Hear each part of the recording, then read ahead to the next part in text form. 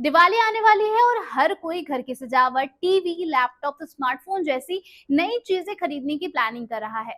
दुकानों, online platforms और bank offers के बीच नो कॉस्ट ईएमआई सबसे ज्यादा आकर्षण वाली डील बन जाता है। पर क्या ये ऑफर सचमुच फायदा देता है? चलिए आसान भाषा में पूरी सच्चाई को जानते हैं। नमस्कार, मेरा नाम उर्वशी सिंह है और आप देख रहे हैं फाइनेंस ज्ञानी। क्या आपको लगता है कि नो कॉस्ट ईएमआई यानी कि बिना ब्याज का लोन सही होता है? दिवाली पर आपको हर जगह यही ऑफर नजर आता होगा, जहां लिखा होता है कि अब हर सामान खरीदिए नो कॉस्ट ईएमआई पे, यानी कि बिना किसी एक्स्ट्रा इंटरेस्ट को दिए। लेकिन असलियत में ये नो कॉस्ट ईएमआई थोड़ा सा पेचीदा है। सबसे पहले समझते हैं कि नो कॉस्ट ईएमआई का असली मतलब क्या होता है।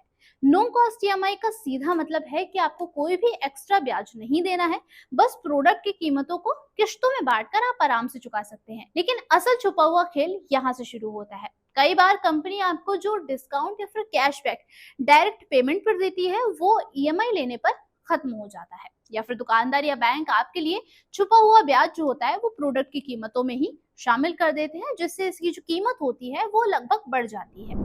उदाहरण के लिए, अगर टीवी का एमआरपी 50,000 रुपए है और सेल पर डायरेक्ट खरीदने पर आपको मिलता है ये 45,000 रुपए में, पर नो कॉस्ट ईएमआई लेने पर आपको ईएमआई की कुल रकम 50,000 रुपए ही चुकानी होती है। इस तरह आप छूट का फायदा नहीं ले पाते हैं, जबकि मोल भाव करने पर आप पैसा बचा सकते हैं। कुछ मामलों में प्रोडक्ट की कीमत ही बढ़ा दी जाती है, ताकि नो कॉस्ट ईएमआई देने वाली कंपनी का जो भी ब्याज या प्रोसेसिंग शुल्क है वो अंदर ही अंदर एडजस्ट कर लिया जाए। इसके साथ साथ छुपे हुए कुछ चार्जेस, इंटरेस्ट और शर्तें भी होती हैं। कई बार नो कॉस्ट ईएमआई पर processing fees, debit fees, GST और दूसरे चार्जेस वसूले जाते हैं, जो मिलाकर आपकी ईएमआई वाली खरीद को कई गुना ज्यादा महंगा बना देता है।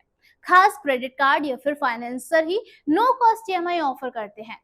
हर कार्ड या फिर बैंक पर यह ऑफर आपको नहीं मिलता है। नो कॉस्ट ईएमआई का ऑफर कई बार केवल चुनिंदा प्रोडक्ट और सीमित समय और ब्रांड तक ही सीमित रहता है। यहाँ पर यह जानना बहुत जरूरी होता है कि कौन सा ऑफर आपके लिए सस्ता पड़ेगा।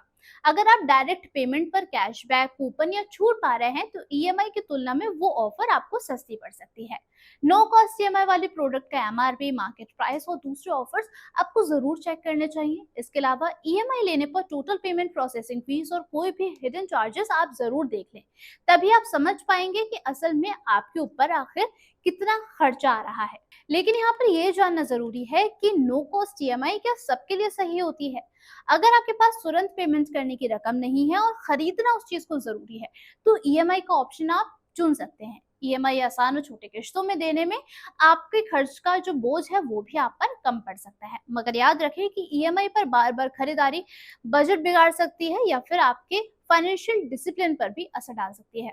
ईएमआई लेनी है तो किश्तें और पेनल्टी, प्रोसेसिंग फीस समेत सब कुछ आप समझकर ही अपने आगे का फैसला लें। लेकिन कई केसेस में ऐसा भी होता है कि कभी कभी ईएमआई को लेना फायदेमंद भी हो जाता है और कभी कभी आपको नुकसान भी पहुंचाता है।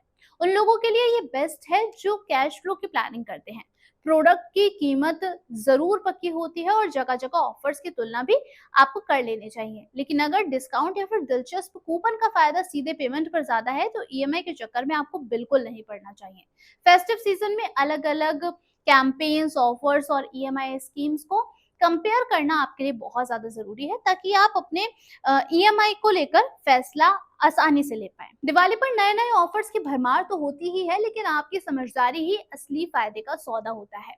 नो कॉस्ट ईएमआई नाम से जितना मीठा है, उतना असरदार हमेशा के लिए नहीं होता है। इसलिए खरीदारी से पहले प्रोडक्ट की फाइनल कीमत, प्रोसेसिंग फी, डिस्काउंट और ईएमआई की वास्तविक रकम जरूर जांचें। बिना जांचे खरीदने से आपको नुकसान हो सकता है और सही चॉइस से दीपावली और बजट दोनों ही यहाँ पे शानदार हो सकते हैं।